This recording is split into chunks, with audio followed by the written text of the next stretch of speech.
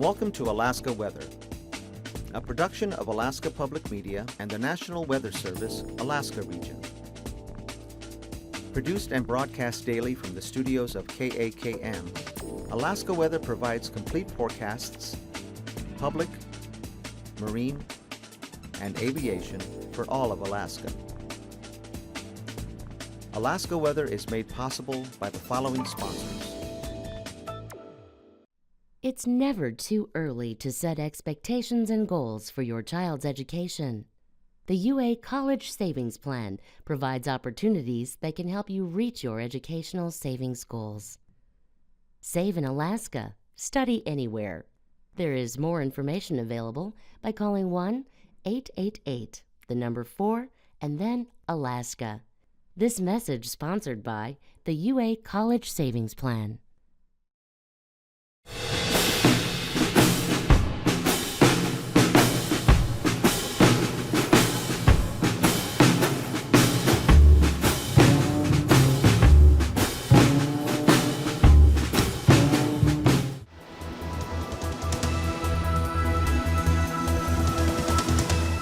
The National Weather Service. Hello everyone, and thanks again for joining us here for Monday's edition of Alaska Weather. I'm Dave Percy. On the advisory charts here, you can see a wind advisory out for the Western Alaska Range here west of McGrath on up toward the mountains. 60-mile-an-hour winds that out through tonight, and then still have gusty winds all along the mountain passes. This fog advisory going on mostly over toward Northway, and actually that extended down into the Besna. Both areas seeing dense fog with visibilities running from, in the case of Besna, 0, no visibility there, and in the case of Northway, they were down to a quarter mile this afternoon. And those advisories will be out until the fog lifts out of there. But just to the west, those gusty winds in the Delta Junction area, of course no fog there with wind gusts 35 to 45 miles an hour. Those will probably continue through tonight. Right down here near Valdez is the flood watch, flash flood watch, due to the landslide or the snow slides blocking the Keystone River there in the low valley, and that backing the river up, and possibility if it did release could cause some flooding downstream. On the western areas, nothing going on, and as you saw up along the Arctic coast, North Slope, or much of the interior, nothing going on as well as far as warnings, advisories, or watches go. And looking at the satellite picture for yesterday, early on in the day we had a weakening front rotate northward, and that's what these clouds are from over the interior. Several frontal systems moving up to the north and then sliding off to the east. Basically dry, a little bit of light precipitation, mostly out over the western areas here, and associated mostly with this band as it came westward. And then we're watching the next batch of moisture come northward on that southeasterly wind flow, spreading rain and clouds up across Kodiak Island. And you'll see today that's lifted up to the coast and became narrower. Brought about half an inch of rain into Kodiak. Seward picked up 0.18 of an inch of rain.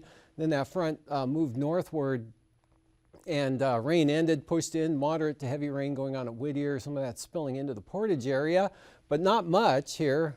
Kenai Peninsula, mountains blocking it all out, a little bit back up along the eastern slopes of the range there, but basically just a kick up in the winds as that comes up. For example, gusts close to 40 miles an hour at the International Airport in Anchorage, and that pushed the temperature up to another record tying, actually 48 degrees this afternoon, and rain back along the North Gulf Coast, and actually extends all the way down to just along the coastline of the central and southern panhandle. And this area not really moving a whole lot, so this front will be doing a slow dissolve here this evening and into tomorrow. Again, bulk of the moisture back out here to the west, upper level high pressure dominating the interior back into northwest Canada, and kind of a shear in the winds. You can see the westerly flow, or the winds east to west here, and then they turn northward, and then under that, that northwest band of brisk winds continuing to blow. And you can also see the next storm pushing into the western Aleutians, bringing 40 to 60 mile an hour gusts out towards Shemya, with wet snow changing over to mixed rain and wet snow out in that area. Nice through here, and then some rain back into the eastern Aleutians and on up to the Pribilofs, as well as the Alaska Peninsula. Areas of rain across Bristol Bay, either in the form of showers, especially up toward the mountains there, or back up along the coast. But the heaviest precipitation again occurring over at Kodiak, just under ½ an inch of rain, and then Cold Bay picked up about another, or actually was Cold Bay or Dutch Harbor picked up about another ½ an inch of rain also with this system. And those amounts pretty common right up the Alaska Peninsula in that area. This morning, here's the front at 9 a.m. this morning, still down to the south. That has gradually moved northward. Looks like another band was farther to the north, another one down here to the south. And we'll see tonight, again, this front stalls out right in this position here and begins to really weaken, start losing the winds, the gradients slackening off quite rapidly here this evening, and no wind to speak of down along the southeast coast. So just some cloudy skies, periods of light rain as that edges its way inland here along the Panhandle, and rain coming back into Kodiak Island again later tonight as this next low pressure area and developing front keeps those southeast winds going. So it may be kind of an off and on situation as far as rainfall goes here for Kodiak, and then increasing, becoming more steadier with less periods where it tends to shut off, and becoming back into the steady rain up to the Alaska Peninsula, back up through here to the low, mixes with rain and snow, and then snow back to the north.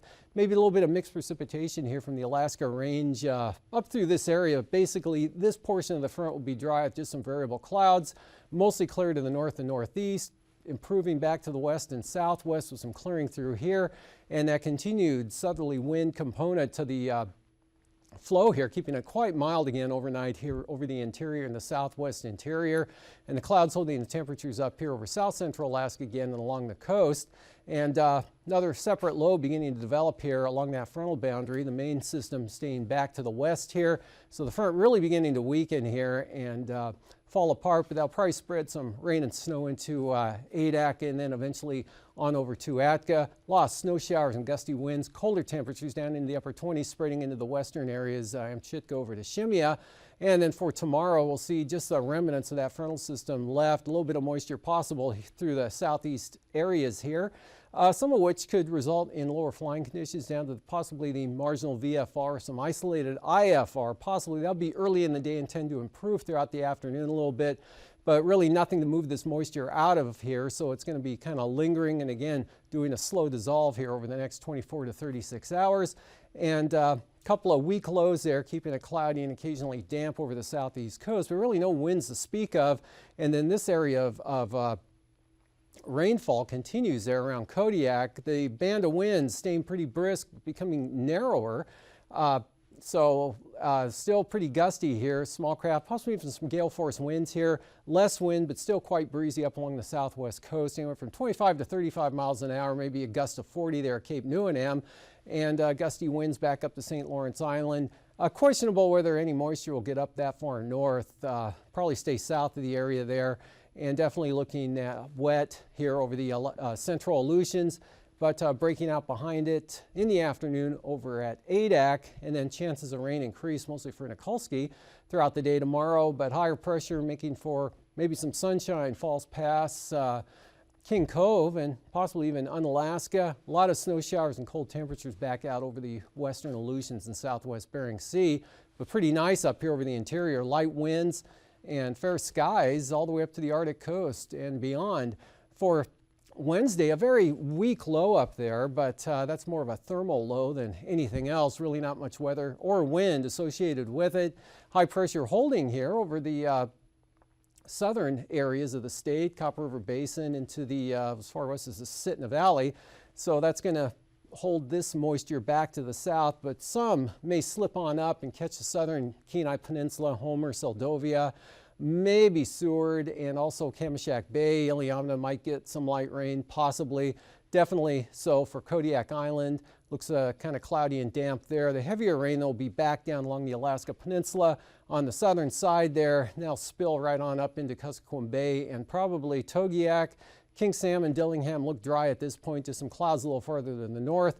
Look for mostly sunny conditions here over the interior from the Seward Peninsula into all the way to the eastern border there, and not too bad down the southeast coast. Light winds, may look for a little more clearing there. It could be some lingering showers either down to the south. Most of those will be east of the area. High pressure coming across the central Aleutians for light winds, say only 10 to 20 out of the west, but maybe some VFR through this area as well. Maybe even the Percy might break out as this stuff slips far enough to the south. And another pretty active frontal system pushing into the western Aleutians here, but already showing signs of getting sheared apart north or dropping off to the south there. But look for some more gale force winds and rain and snow, much like today, Wednesday here for the western Aleutians. And out for temperatures, some 50s showing up, 56 at over at Sparivon. That wasn't the warm spot in the state, 52 at Denali, and the warm spot occurred at Seward. As that front came northward, the winds ahead of it backed around or became easterly and downsloped a little bit, and they popped up to 61 degrees before the rain moved in earlier today. That was the warm spot in the state, probably one of the warmest temperatures they've ever had in July or January. Otherwise, 40s here at 4 o'clock along the North Gulf Coast, mid-30s to mid-40s over the Panhandle.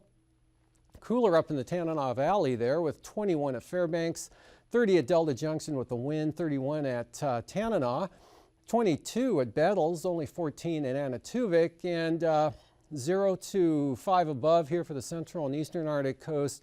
Much warmer, well into the 20s on the west side. They're up to 40 at Kotzebue, 45 at a 4 p.m. reading at Nome. Their high today was a record-breaking 51 degrees, not only for the date, but for the month of January. And in fact, that's the warmest temperature they've had ever recorded for January, December, and February, the 3 main winter months there.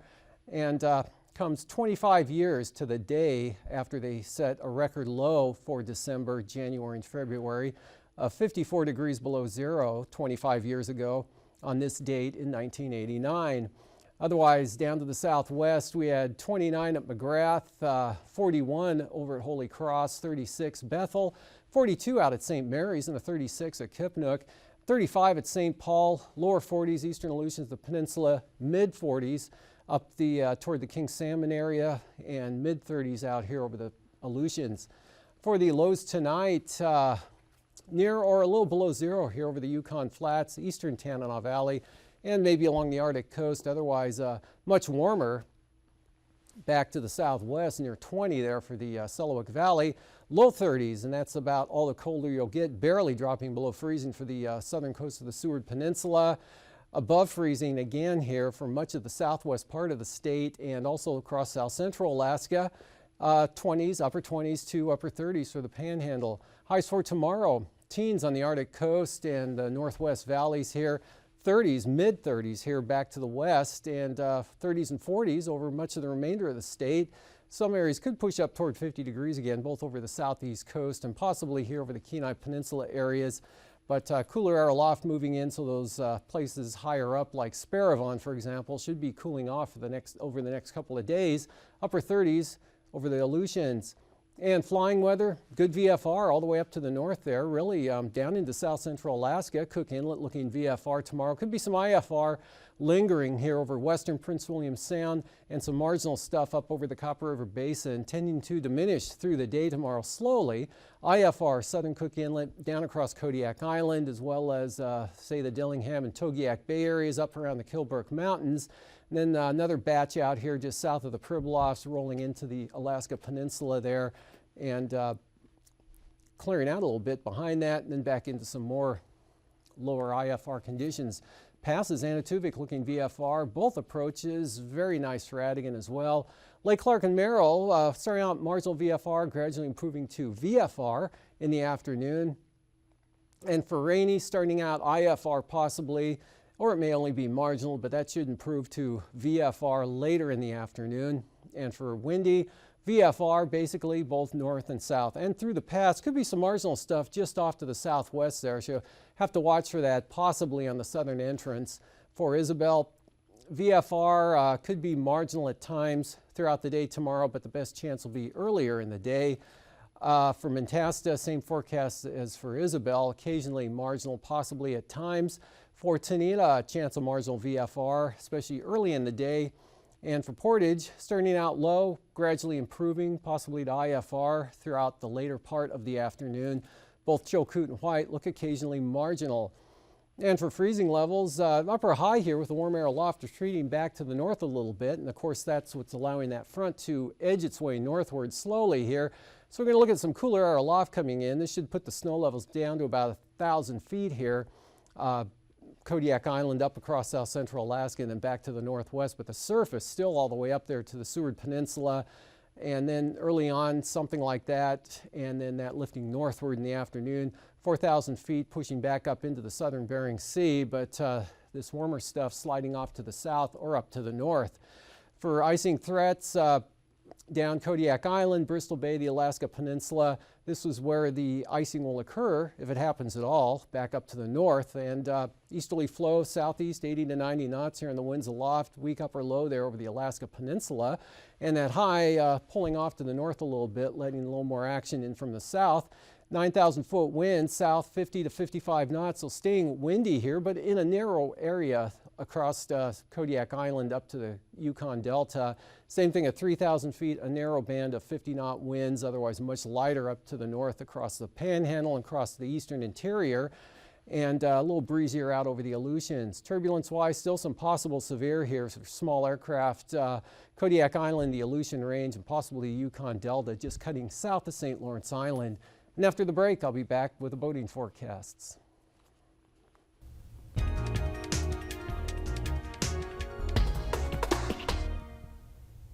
Good evening, I'm Harry Keeling, and on behalf of the Alaskan Aviation Safety Foundation and Alaska Public Media, welcome to Hangar Flying. Our guest this evening is Robin Cornfield. She was on last time. Robin is from Cayena, grew up in Cayena. Aviation has been a big part of her life, and if you were with us last time, I think you would agree with me that she told a fascinating story about what it was like to grow up in a village and the impact that pilots who stopped by and the trading post that her family had. We're going to pick it up there, and I'd like to ask Robin a couple of questions that kind of tie in aviation safety and life in the village and the role that aviation played. Robin, welcome back. Thank you. So,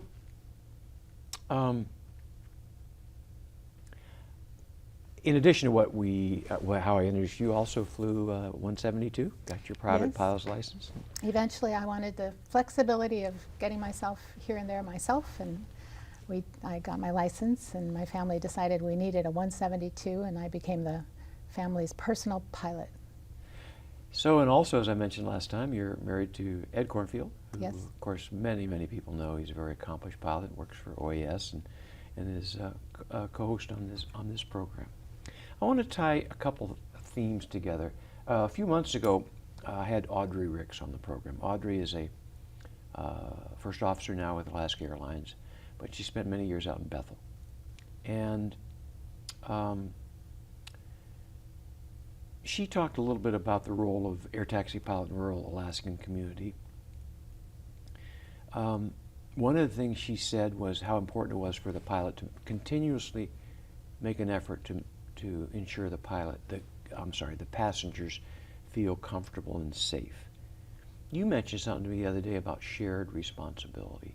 Can you talk a little bit about your thoughts about how you interact with the pilot and some of the pressures that the pilot has? Well, I was thinking about how, when you're ready to go somewhere, when you want to get on that next flight and the weather is marginal, and there is something that goes on in your mind that you really want that flight to go. You just do. You might have an airplane ticket out of Kotzebue, in this case, headed for Anchorage, and you don't want to miss that plane. And so when you're in a situation where weather is marginal, there's quite a bit of pressure on the part of both the passenger and the pilot to get where the passenger wants to go. And so it really is a difficult thing for both parties, because both parties want to get going, but there are times where you just shouldn't. And I think it's a difficult situation, but we all have to be pretty mature about it and recognize that there have been times in our Alaskan history where people made the wrong decision, and we all know about those times. And we need to be judicious on those bad weather days and choose to stay back if necessary. Do you see, well, let me ask a question of you that I ask all of my guests. What do you think from your viewpoint? What one thing could we do to make flying safer in Alaska? Well, flying is so much more safe today than it used to be. We, didn't used to have lighted runways. You used to have to put pots of burning things on the either side of the runway to mark the field. But and the nav aids and just so many things are, even in the last 25 years, are so much improved over what they were before. I think that it really is about the judgment of pilots, just as it always has been. Those people who used to come and stay at our trading post were staying there because they didn't feel comfortable flying further. It was a safe spot for them to stay, and they were patient and they waited, and then they went when it was safe. And I think we all have to be willing to take that time. I think everybody's been working very hard to ensure that the flying in rural Alaska is as safe as it can be, and I think that it's all about attitude towards weather, and we need to come to grips with the fact that sometimes you just can't fly. But I know that's hard to do. I've been in situations myself where I've wanted to get to Kayana. I've had to sit in Kotzebue all day when it was too windy, too foggy, too whatever, and it's tough, but you have to do that. Robin, thank you for those real words of wisdom, and thank you for your portrayal of your early years in Kayana, and I appreciate you being on the program. Thank you. Ladies and gentlemen, I hope you enjoyed tonight's program. A little bit different than what we've done in the past, but I know a lot of you viewers in rural Alaska do watch this program, and I hope you appreciated Robin's thoughts tonight and last time. In that regard, I would ask you to send me an email at aasfonline@gmail.com. aasfonline@gmail.com. Let me know what you think of our programs. Let me know if you'd like to be on the program. Let me know if there's someone else you'd like for me to interview, because this program is for you. Ladies and gentlemen, until next time, fly safe.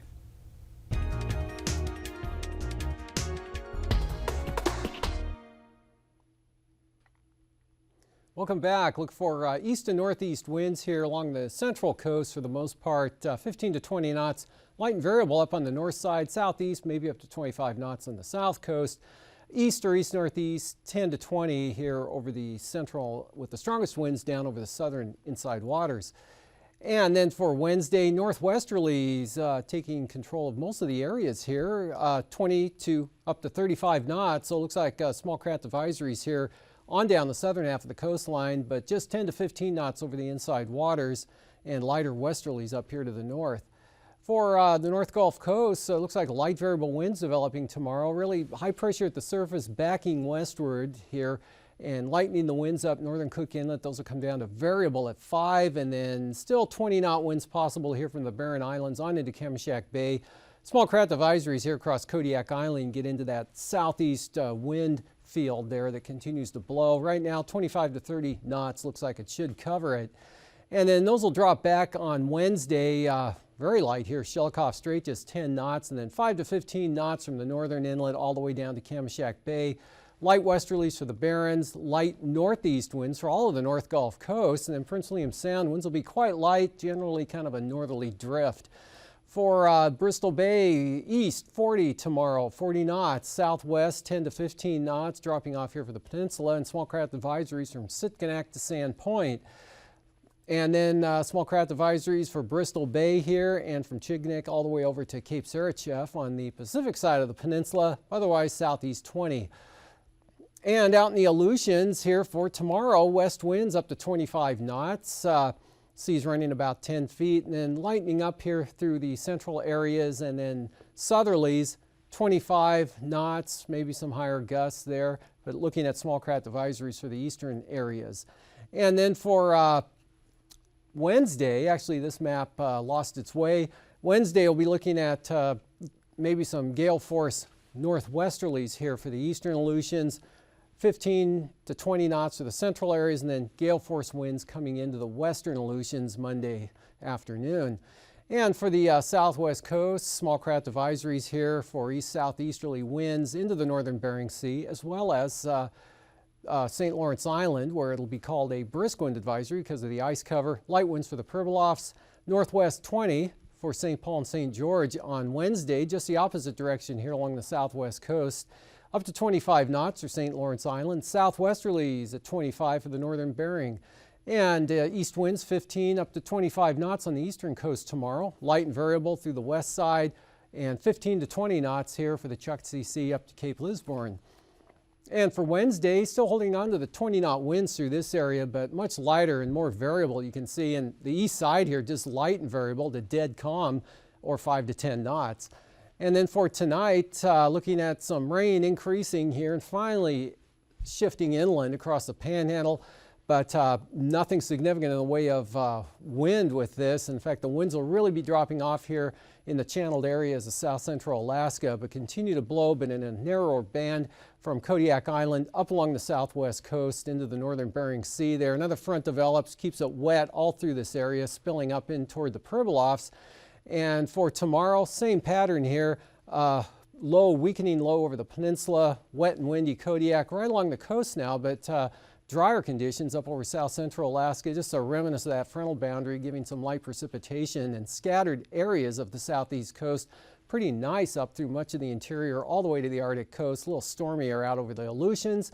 That'll hold through Wednesday here with more rain and gusty winds out through this area, but light winds and fair skies, patchy fog over the interior. Have a great evening, and thanks for joining us.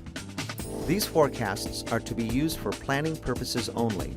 Call 1-800-WX-BRIEF for a formal pre-flight briefing.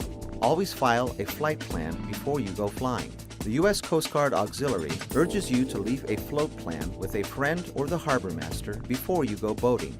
Alaska Weather is made possible by the following sponsors.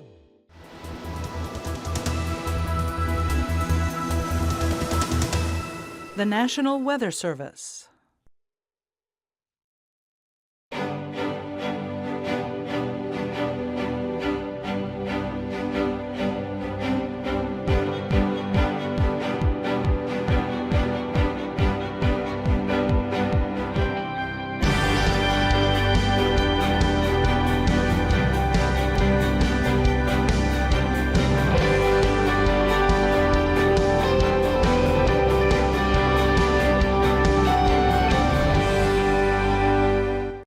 It's never too early to set expectations and goals for your child's education. The UA College Savings Plan provides opportunities that can help you reach your educational savings goals. Save in Alaska. Study anywhere. There is more information available by calling 1-888, the number 4, and then Alaska. This message sponsored by the UA College Savings Plan.